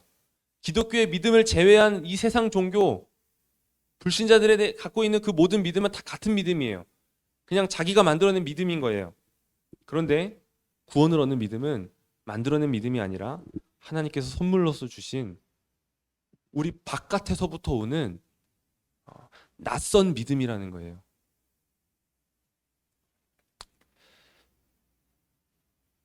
구원을 얻는 믿음은 인간 안에서는 발견할 수 없는, 만들어낼 수 없는, 오직 하나님이 선물로서 주셔야만 하는 믿음이라는 것입니다. 우리에게 믿음이 있다면 그것은 내가 만들어낸 게 아니라 하나님이 주신 거예요. 하나님이 선물로 주신 것이죠.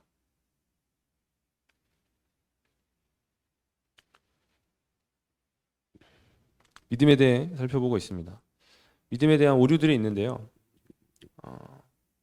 산데마니안주의라고 하는 믿음을 축소시키는 오류가 있습니다. 믿음을 축소시키는 이단이라고 할 수 있죠. 이단이죠.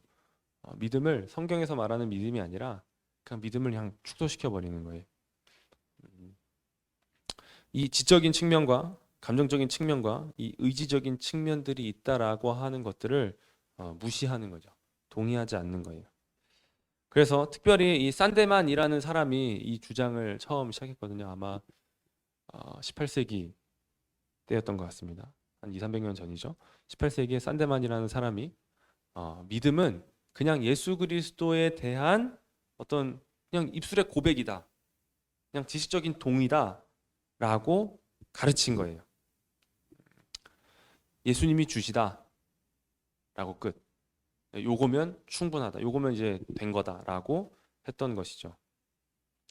이들은 복음을 그냥 그리스도가 죄인들을 위해 죽었다라고 하는 명제 정도로 축소시킨 거예요. 그래서 뭐 회개 어떤 뭐 그런 것들에 대하여 부정하는 거죠. 그것들을 요구하지 않는 거예요. 회개가 없어도 그리스도인이 될 수 있는 거예요. 신기하죠? 회개하지 않아도 그리스도인이 될 수 있다라고 말하는 거예요. 그들에게 그러니까 거듭남이 없을 수도 있는데 그리스도인으로 받아준다라는 거예요. 여러분 거듭나셨나요? 거듭나셨어요? 네, 거듭나셨어요? 네, 감사합니다. 거듭나셨다는 걸 어떻게 알아요? 거듭나는 건 사람이 그걸 경험할 수 있는 사건이 아니죠. 하나님께서 하나님께 대하여 죽은 우리에게 새로운 생명을 주셔서 우리가 살아나는 거예요. 하나님께 대하여 살아나는 거죠. 그래서 이전에는 하나님을 볼 수도 없고 하나님의 말을 들을 수도 없고 하나님에 대하여 아무것도 할 수 없었던 자가 하나님께서 거듭나게 하여 주시는 그 중생의 은혜를 통해 이제 하나님의 말씀이 들리게 되고 하나님의 영광을 볼 수 있게 되고 하나님께 말을 할 수 있게 되고 하나님께 대하여 뭔가 할 수 있게 되는 거죠. 거듭남을 받았는지 어떻게 알아요? 바람이 불면 소리로 그 바람이 부는 것을 안다라고 하는 것처럼 거듭난 사람은 회심이라는 증거로 나타나게 되는 거예요. 그런데 이 회심을 없애버린 거죠. 회개하지 않아도 그리스도인이 될 수 있는 거예요. 거듭남의 은혜가 없는데 그리스도인이 될 수 있다라는 거죠.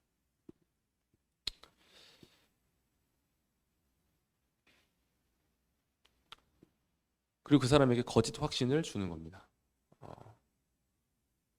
당신은 예수 그리스도가 주시다라는 것을 알고 있나요? 네, 알죠. 거기에 동의하나요? 네, 동의하죠. 그럼 됐습니다. 그럼 구원의 확신을 가지십시오. 이렇게 말하는 거예요. 이런 것을 산데마니안주의라고 합니다. 산데마니안주의. 18세기 스코틀랜드 사람이에요. 근데 이 산데만의 가르침이 여전히 교회 안에 있다라는 거예요. 다시 이렇게 되살아나서 이 산데만이 이 교회마다 이렇게 있게 되는 거죠. 이 산데만의 말이 틀렸다라는 것은 너무나 분명하죠. 믿음이 그냥 단지 그냥 그런 지식적인 동의로 끝날 수가 없는 거예요. 불신에 대해서, 그러니까 이 믿음의 반대는 믿지 않는 거죠. 이 불신에 대해서 생각을 해보세요. 불신이 이게 하나님을 믿지 않는 사람이, 그리스도인이 아닌 사람이 그냥 저 하나님 안 믿어요. 그냥 이 정도 수준으로 끝나지 않는다라는 거예요. 전 뭐 성경이 진리라고 믿지 않아요. 라는 정도로 끝나지 않아요. 적개심을 드러내요. 화를 내는 거죠. 여러분, 교회를 향하여 세상이 지금 다 화내고 있죠. 그렇죠? 어떻게 보면 사실 교회는 좀 다른 어떤 지금 이제 코로나 시국에 그렇게 꼭 굳이 모이려고 해야 되냐라고 하는 어떤 그런 말들을 하면서 그냥 이제 교회라고 하면 그냥 막 보는 눈빛이 달라지게 되는 그런 상황까지 됐죠. 그러니까 교회에 대한 부당한 미움이 있는 거예요. 그냥 난 거기에 동의하지 않아 정도로 끝나지 않는다는 거예요. 적개심이 있다라는 거죠. 화를 내고 미워하는 것이 있는 거예요. 진리에 대한 반감, 복음에 대한 노골적인 거부와 분노가 있다라는 거죠. 불신이 이렇다라는 거예요. 그러면 그 반대인 믿음을 생각해 보세요. 불신이 그냥 단지 지식적인 동의를 하지 않는 것을 넘어서 분노하고 막 미워하는 그런 데까지 나아간다라고 한다면 그 반대인 믿음은 단순히 지식적인 동의를 넘어서 그것에 대한 사랑, 끝없는 관심, 기쁨과 즐거움, 그 측면들이 나타나야지 정말 참된 믿음이라고 할 수 있다라는 것이죠. 몇 가지 이렇게 믿음에 대한 오류들이 있습니다. 세 가지 정도로 살펴볼 건데요. 첫 번째 오류는 믿음에서 행위를 제거하는 것이죠. 믿음에서 행위를 제거하는 겁니다.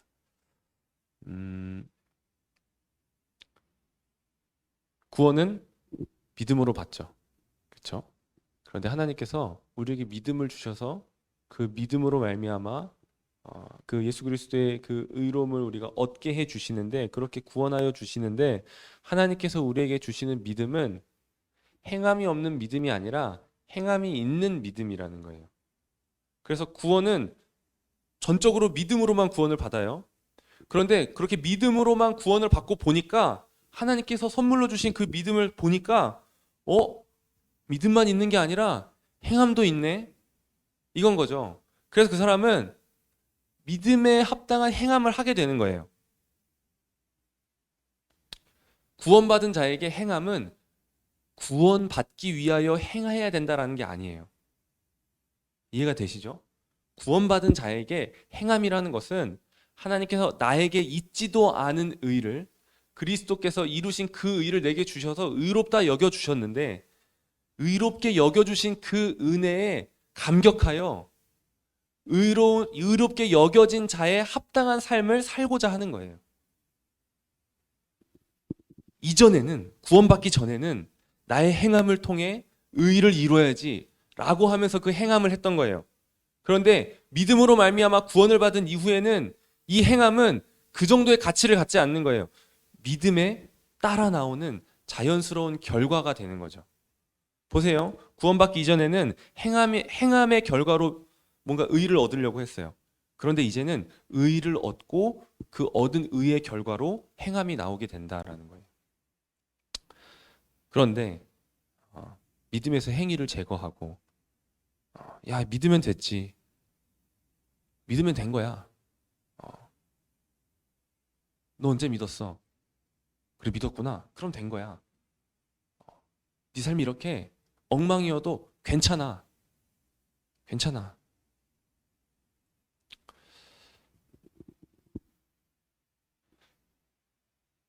이렇게 말하는 것에 대하여 야고보가 정죄하고 있습니다. 행함이 없는 믿음은 죽은 믿음이다 라고 야고보가 야고보서를 통해 정죄하고 있는 거죠. 너는 믿음을 무엇으로 증거할 거냐, 증명할 거냐? 보이지 않는 믿음을 무엇으로 증명할 거냐? 난 나에게 있는 행함으로 내 믿음을 증명할 거다 라고 말하는 거예요. 신자에게 행함은 그냥 뭔가 버려야 될 게 아닌 거예요. 구원은 행함으로 받는 게 아니잖아요. 오직 믿음으로만 받는 거잖아요. 행함 없어도 돼요. 믿음으로만 구원 받는 거예요. 믿음만 있으면 돼요. 구원은 믿음으로 받는 게 맞죠. 그런데 그 믿음은 사랑으로 역사하는 믿음, 행함으로 나타나는 믿음이라는 것입니다. 여러분, 마태복음 25장 31절, 46절에 어떤 비유가 나오는지 아시나요? 이제 이 마태복음 25장은 하나님께서 이제 그 심판의 날들을 이제 비유로 말씀해 주시는데, 심판에 대하여, 마지막 날의 심판에 대하여 비유로 말씀해 주시는데, 마지막 비유가 양과 염소를 가르는 비유입니다. 그래서 이제 딱 온 거예요. 와가지고 보니까 이제 사람들을 한쪽엔 양으로 분류하고 한쪽에는 반대쪽에는 염소로 분류하는 거죠. 예수님이 말하는 거예요. 양에게 너희가 이렇게 했다. 그렇죠. 뭐 마실 물을 주고, 뭐 치료해주고, 뭐 감옥에 갇혔을 때 찾아와주고 만나주고, 너희가 그랬다. 그런 양들이 뭐라 그래요? 주님, 저희가 언제 그랬습니까? 예수님이 말하는 거죠. 지극히 작은 자에게 한 것이 나에게 행한 것이다 라고 한 거예요. 염소에게 가서 똑같이 말하는 거예요. 너네는 이거 안 했어 라고 하니까 염소가 뭐라고 해요? 아니 주님 저희가 언제 안 했어요? 저희 그거 했어요. 라고 하는 거죠. 여기서 오해하는 것이 있는데요. 염소로 분류된 자들은 거짓말을 하고 있는 게 아니에요. 안 한 것을 했다라고 말하는 게 아니에요. 염소로 분류된 사람들이 예수님이 너네는 나에게 물 마실 물도 안 줬고 뭐 옷도 뭐 찾아와 주지도 않았고 만나 주지도 않았고 뭐 옷도 주지도 않았고 주님 저희 그거 진짜 했어요라고 진짜 말하는 거예요. 진짜로 했어요. 거짓말을 하고 있는 게 아니에요. 그래서 했다라고 주장하는 것이죠. 안 해서 안 했는데 했다라고 거짓말을 하는 게 아니에요. 여러분 그리스도인들만 착하게 사나요? 그리스도인들만 시민적인 선을 행하면서 사나요? 제가 이렇게 예전에 이렇게 뉴스를 볼 때 좀 많이 안타까워했던 때가 있었어요. 뭐 어떠냐면 인터넷에 되게 인터넷 기사로 뭐 다음이나 네이버 뉴스 같은 데 보면 되게 엄청난 선한 일들을 한 그런 일들이 소개가 되는 경우가 있었어요. 어떤 한 사람이 뭐 이렇게 해가지고 뭐 이런 일들을 이렇게 너무 선하고 아름다운 일을 한 거죠. 그래서 그걸 보면서 와 진짜 대단하다. 어떻게 이런 일을 할 수가 있지? 야, 이 사람 그리스도인 아닌가? 그리스도인이면 좋겠다. 라고 해서 좀 찾아보면 어떻게 될까요? 그리스도인이면 좋겠다라고 하는 기대가 실망으로 바뀌는 거예요. 아, 뭐야, 그리스도인이 아니네. 이렇게 되는 거죠. 그래서 또 어떤 기사를 보면 그때 아마 무슨 저기 어디 유럽의 어떤 한 나라의 대통령이었어요. 근데 되게 검소하게 살고 백성들을 위해서 막 이렇게 그 국민들을 위해서 막 헌신하는 어떤 그런 모습을 보였어요. 그래서 보면서 야, 혹시 이 대통령 그리스도인 아니야? 그랬는데 다른 기사 보니까 동성애자래요. 그래가지고 이 사람도 그리스도인이 아니네. 되게 실망했던 일들을 있었어요. 오히려 비그리스도인들이 막 더 헌신된 것 같고 더 선한 일들을 많이 하는 것 같이 느껴지는 그런 때가 많이 있는 거죠. 아, 그런데요. 마지막 날에 예수님께서 행위를 근거로 하여 심판을 하실 것인데 그 심판하시는 말들을 봐야 돼요. 그 심판하시는 말들을. 어, 양들도 선한 행동들을 했어요. 염소들도 똑같이 선한 행동처럼 보이는 행동들을 똑같이 했어요. 겉으로 보기에는 양들과 염소들이 똑같이 다 선한 행동들을 한 것처럼 보여요. 그런데 주님의 평가가 달라지는 거죠. 그리고 그들의 주장이 다른 거예요. 양들이 어때요? 너희가 선한 행위를 했다라고 주님이 평가를 해주시죠. 그런데 양들의 주장은 주님 저희가 언제 그렇게 했습니까? 라고 하는 거예요. 염소는 반대예요. 너희 그거 하나도 안 했다 그랬더니 저희가 언제 안 했습니까? 라고 하는 거죠.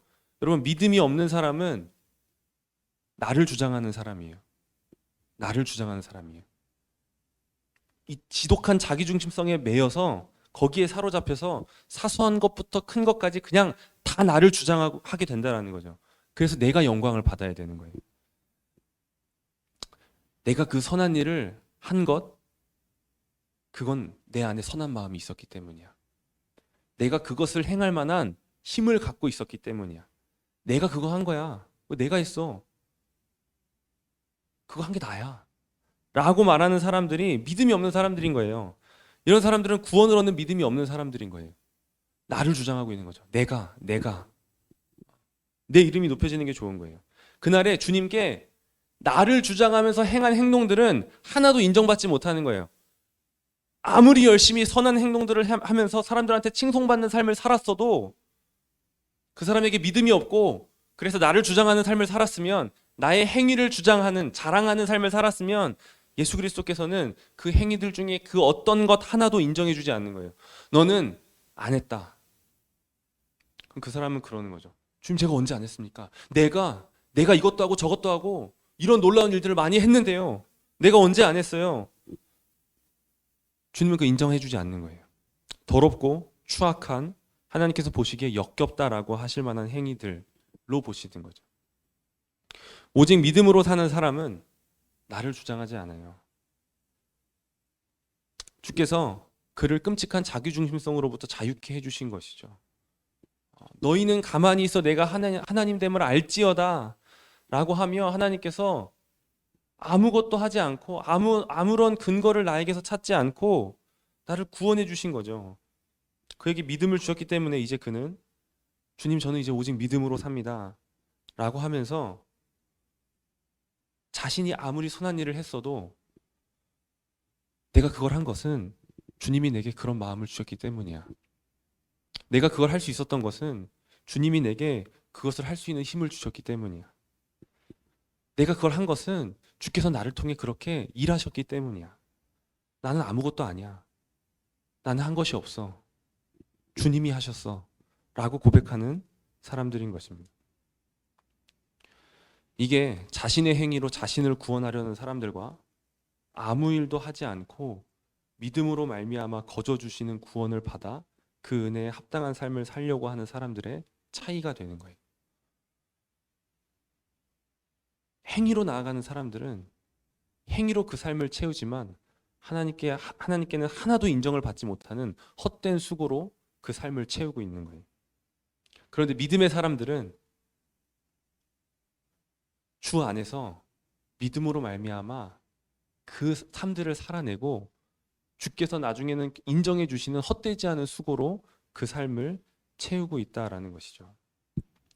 여러분, 마지막 날에 우리 주님께서 다시 오시는 그날에 하나님께서 두렵고 큰 심판을 행하실 것인데 철저히 행위에 따라 심판을 하게 될 것인데 이거는 행위로 구원을 하시겠다라는 게 아니에요. 믿음으로 말미암아 이루어진 행위들을 받아주시겠다라는 거예요.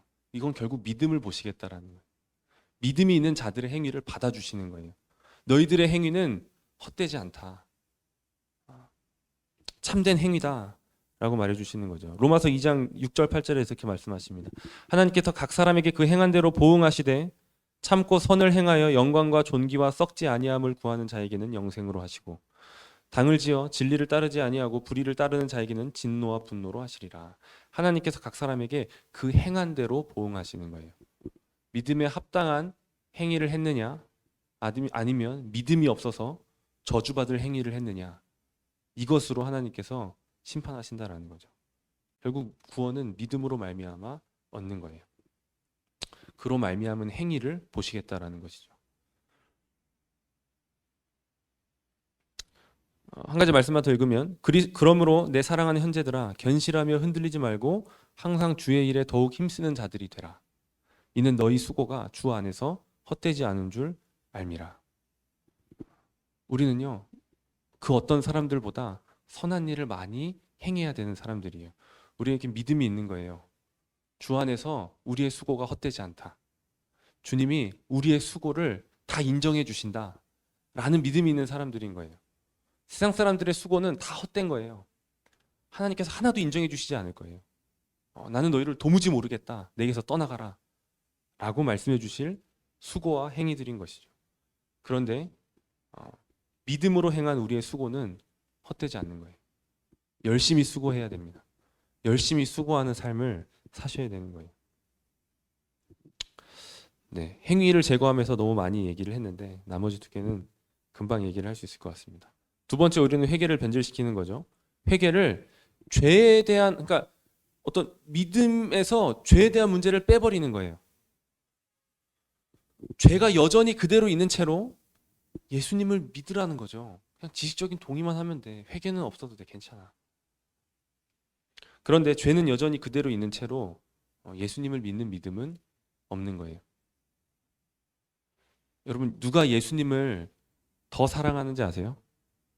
예수님을 사랑하는 정도는 다 달라요. 예수님을 사랑하는 정도가 다 다르잖아요. 누가 더 예수님을 사랑하는지 아세요? 죄를 많이 용서받은 만큼 예수님을 사랑하게 되는 거예요. 죄를 용서받은 만큼. 우리는 우리가 얼마나 죄인인지를 아는 만큼 예수 그리스도를 사랑하게 됩니다. 예수 그리스도를 사랑하게 되는 것이죠. 회개가 있어야 되는 거예요. 회개가 있어야 되는 거죠. 죄로부터 돌아서는 게 있어야 되는 거예요. 세 번째 오류, 제자도를 분리시킨다라는 것입니다. 제자도, 뭔가 그런 얘기가 있었죠. 제자가 돼야 된다. 이런 말들을 들어보셨는지 모르겠어요. 제자가 돼야 된다. 그냥 있으면 안 되고 우리는 제자가 돼야 된다라는 거죠. 그러니까 이 제자됨을 그리스도인의 더 깊은 단계로 구분하고 더 깊은 단계의 그리스도인이 되어야 한다라고 하는 말들을 하는 거예요.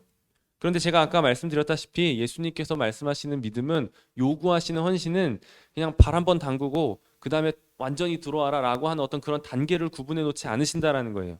나를 따라오려거든 자기를 부인하고 날마다 자기 십자가를 지고 나를 따를 것이니라 라고 말씀하시는, 그것을 요구하신다라는 거죠. 여러분, 더 신실한 그리스도인을 제자라고 하지 않아요. 누구를 제자라고 할까요? 그냥 그리스도인이 제자예요. 그리스도인이 제자입니다. 그리스도인이라고 스스로 말한다라면 여러분은 제자인 거예요. 제자는 어떤 사람이에요? 자기를 부인하고 날마다 자기 십자가를 지고 예수님을 따르는 사람입니다. 십자가를 지지 않고 따를 수 있는 예수님은 없어요. 십자가를 지지 않고 예수님을 따를 수 있는 어떤 그런 믿음은 없는 거죠. 이 말은 뭐냐면, 여러분 십자가 지고 어디로 가요? 십자가 지고 죽으러 가죠. 십자가 지고 죽으러 가는 거예요. 십자가 지고 골고다 언덕으로 올라가는 거예요. 죽으러 가는 거예요. 목숨 걸지 않고 따라갈 수 있는 예수님은 없습니다. 자기 생명을 드리지 않고, 자기 생명에 대한 주권을 주께 드리지 않고 따라갈 수 있는 예수님은 없다라는 거예요. 주님의 완전한 소유가 되지 않고 적당히 따라갈 수 있는 예수님은 지금 예수님을 따라가고 있는 게 아닌 거예요.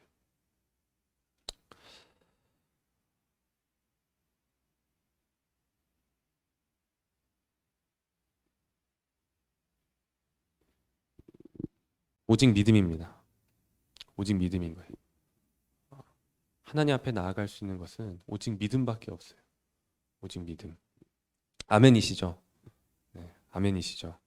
네, 아멘입니다. 히브리서 12장 2절의 앞부분만 제가 읽어드릴게요. 믿음의 주요 또 온전하게 하시는 이인 예수를 바라보자.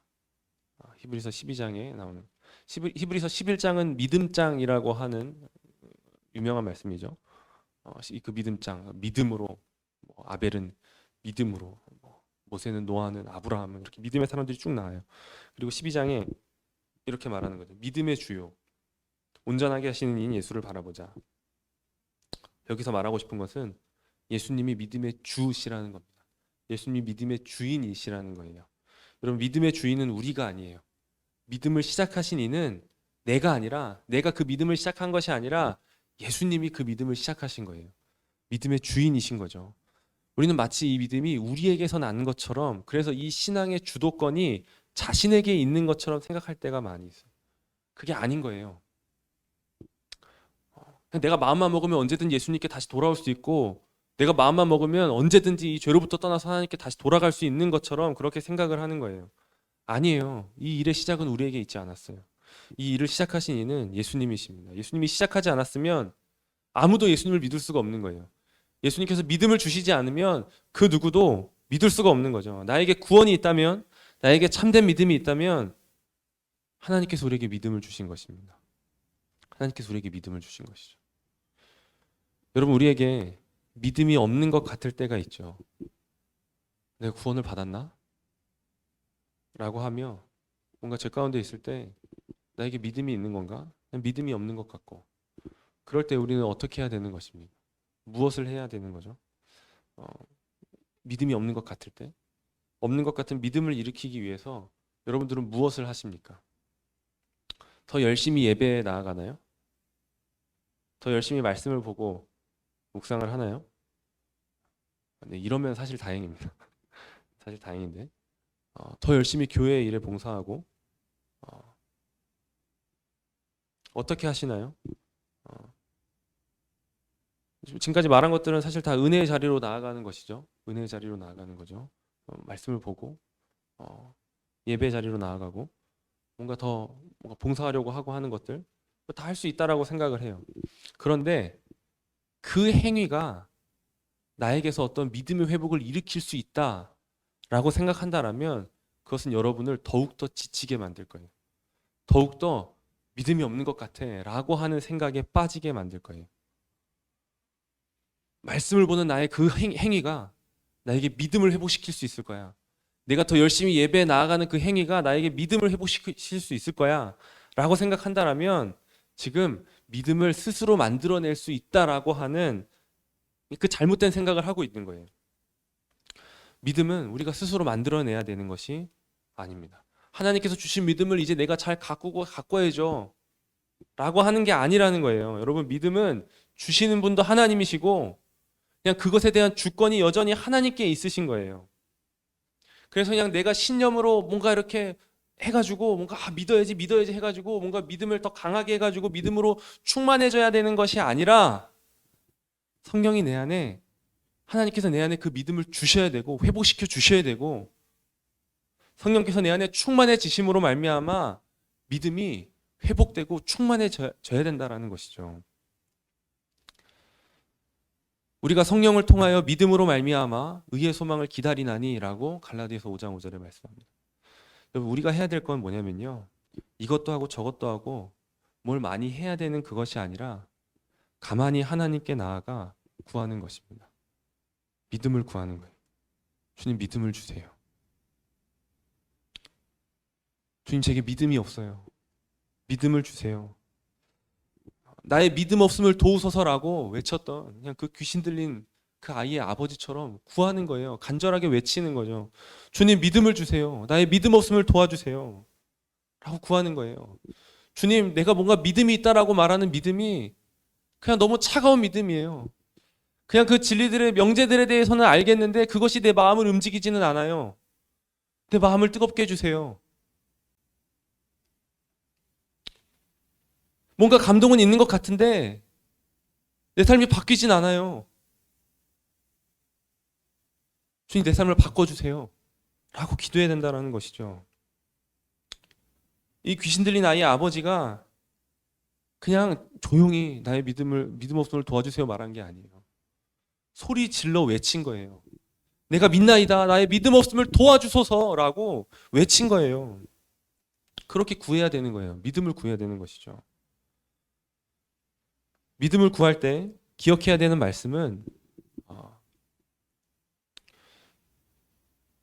성령을 구하는 자들에게 성령을 주시겠다라고 하는 우리 주님의 따뜻한 말씀입니다. 누가복음의 말씀입니다. 내가 또 너희에게 이르노니 구하라 그리하면 너희에게 주실 것이요 찾으라 그리하면 찾아낼 것이요 문을 두드리라 그러면 너희에게 열릴 것이니 구하는 이마다 받을 것이요 찾는 이는 찾아낼 것이요 두드리는 이에게는 열릴 것이니라. 너희 중에 아버지 된 자로서 누가 아들이 생선을 달라 하는데 생선 대신에 뱀을 주며 알을 달라 하는데 전갈을 주겠느냐? 너희가 악할지라도 좋은 것을 자식에게 줄 줄 알거든 하물며 너희 하늘 아버지께서 구하는 자에게 성령을 주시지 않겠느냐 하시니라. 여러분, 성령을 구할 때 주님께서는 항상 주십니다. 달라고 하면 주시는 거예요. 성령의 충만함을 구하시면 주실 거예요. 성령의 충만함 가운데 하나님께서 믿음을 주시고 그 믿음을 강하게 하실 것입니다. 믿음의 창시자이신 하나님께서 우리에게 성령과 함께 믿음으로 충만하게 하여 주셔서 하나님 앞에서 오직 믿음으로 살게 하시고 믿음으로 서게 하시고 세상 앞에서 오직 믿음으로 헛되지 않은 수고로 살게 하시기를 소원합니다.